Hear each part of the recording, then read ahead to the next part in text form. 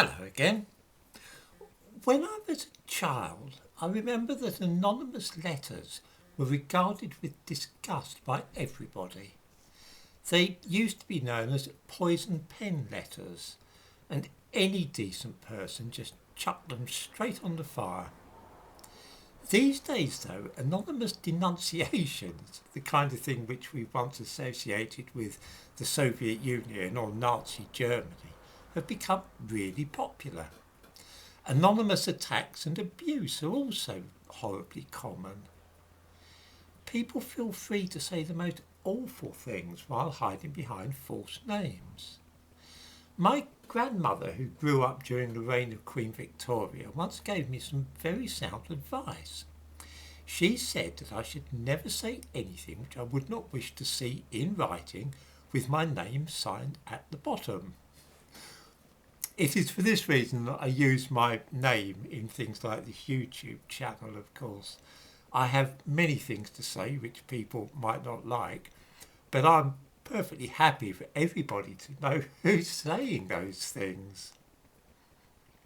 Something I watched with horror during the lockdown last year was the speed with which people began sending anonymous accusations about their neighbours to the authorities.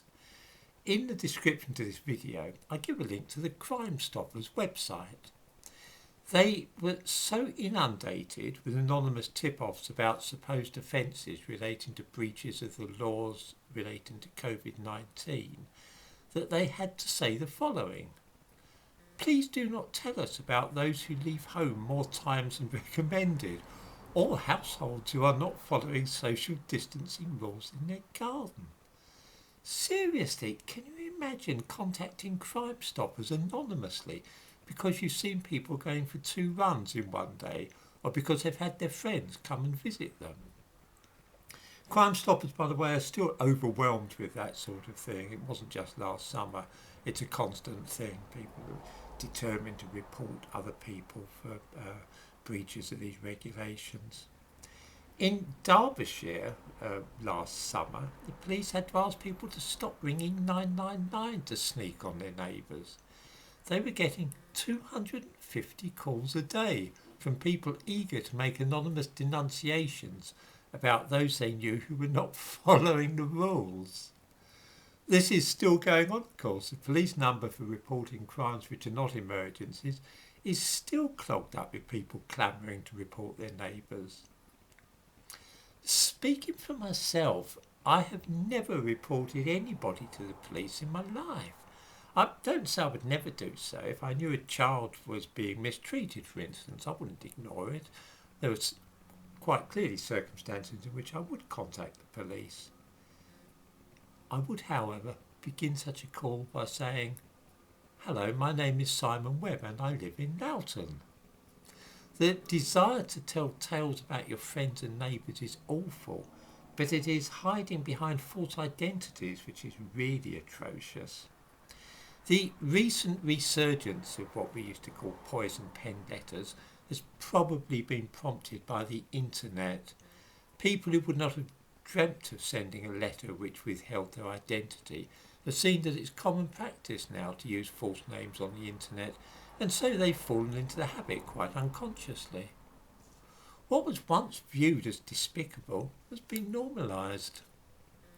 If you want to be rude about somebody or to swear at them, you can do so safely by just calling yourself by a fake name, and nobody will ever know that it was you swearing like a trooper and saying the kind of thing you'd be ashamed of your wife or mother knowing about.